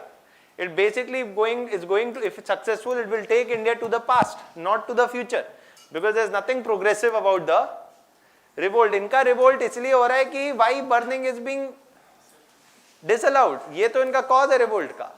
तो क्या progress हो रही है इस revolt से? So a number of them even said कि there is nothing progressive about the revolt. And that is why, if this is also the reason, then finally जो बड़े pet reason है, obviously what? The technological superiority of British forces. These technological superiority obviously was in arms and ammunitions, but apart from arms and ammunition, there is also things like telegraph.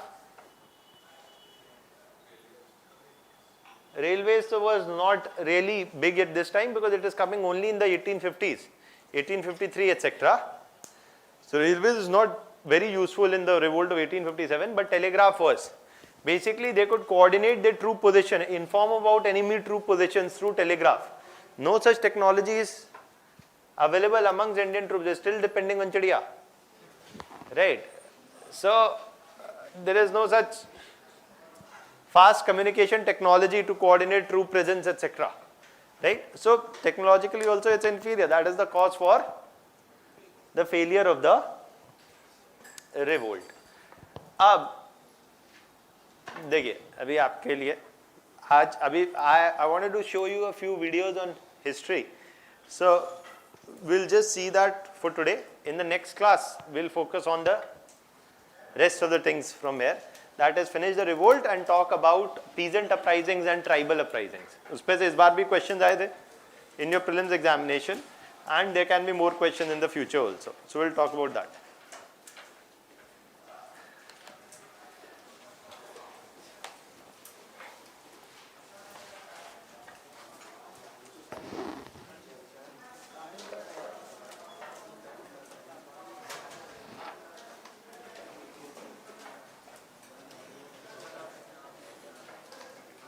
अरे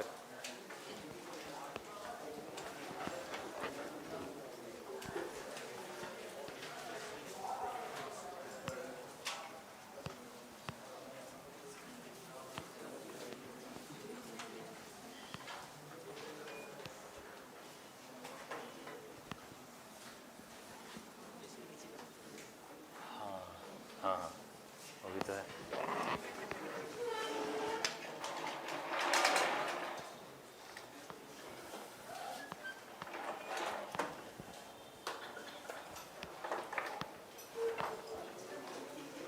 This was easier. So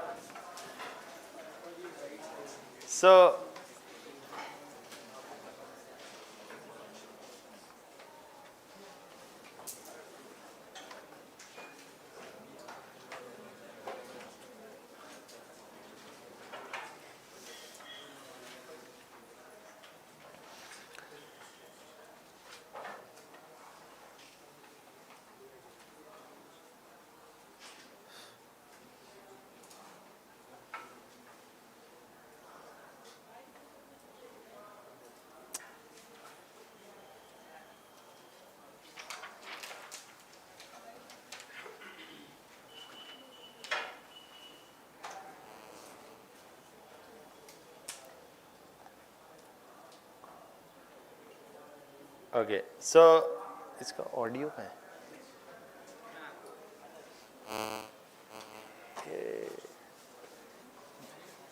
settle हो जाए, picture चालू है.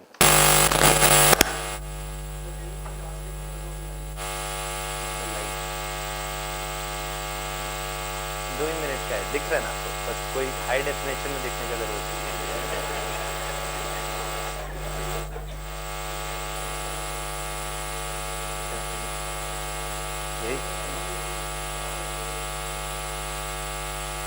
So